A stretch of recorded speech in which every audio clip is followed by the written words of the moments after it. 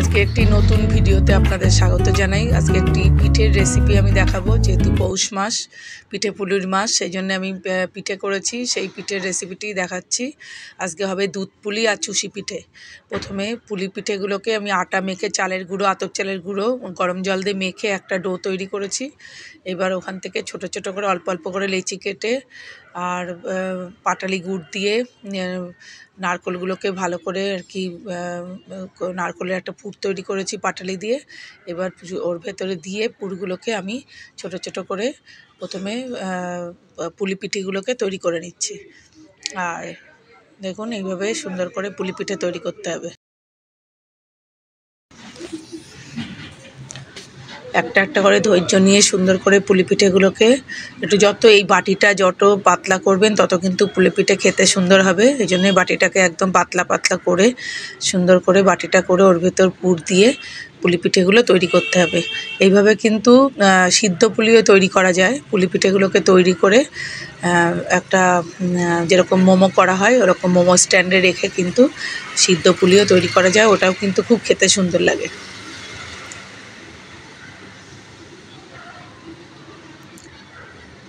আর এটা হচ্ছে দুধ পুলি হবে, দুধের ভিতরে এটাকে দেওয়া হবে। এবারে চুষি পিঠেগুলোকে দেখুন, ওই ডো থেকেই ছোট ছোট আমি লম্বা লম্বা করে আর কি কতগুলো তৈরি করে নিয়েছি। লম্বা লেচি তৈরি করেছি। দেখুন, ওই লম্বা লেচিগুলো থেকে আমি লম্বা লম্বা করে আর কি সুতোর মতো তৈরি করে নিয়েছি। এবার ওখান থেকে আমি চুষি পিঠে তৈরি করছি। দেখুন কিভাবে করছি। এইভাবে চুষি পিঠে তৈরি করতে হয়। এটা কিন্তু খেতে ভীষণ ভাল লাগে। এই যে লম্বা লম্বা সরু দড়ির মতো করে প্রথমে পাকিয়ে নিয়েছি। ডো থেকে অল্প অল্প করে আটা নিয়ে তারপরে চালের গুঁড়ো দিয়ে আমি, দেখুন ডোটা কিন্তু একটু শক্ত করে মাখতে হবে। একই ডো থেকেই দুটোই হয়, তো সেই জন্য আমি একই ডো থেকেই দুটো করেছি, পুলি পিঠে আর হচ্ছে চুষি পিঠে।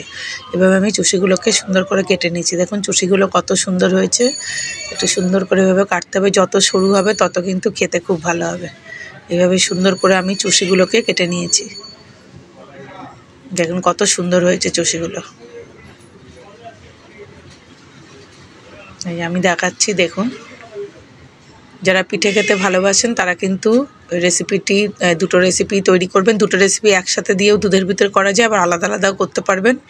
আমি দুটো আজকে একসাথেই তৈরি করে দেখাচ্ছি। এই আমার তৈরি করা হয়ে গেছে পুলি পিঠেগুলো। দেখুন কত সুন্দর লাগছে।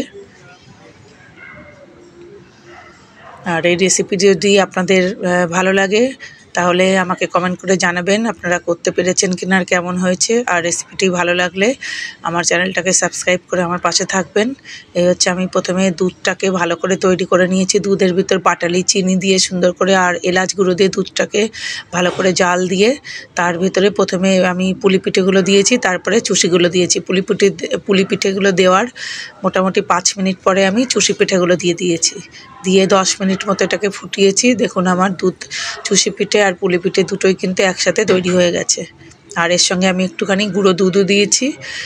গুঁড়ো যে আমুলের দুধ ওটা দিয়েছি, ওটা কিন্তু টেস্ট অনেক সুন্দর হয়। আমার দেখুন তৈরি হয়ে গেছে। আর পাটালি গুড় দিয়েছি যাতে অনেক বেশি সেন্ট হয়। রেডি হয়ে গেছে। দেখুন এই হচ্ছে আমার দুধ পুলি।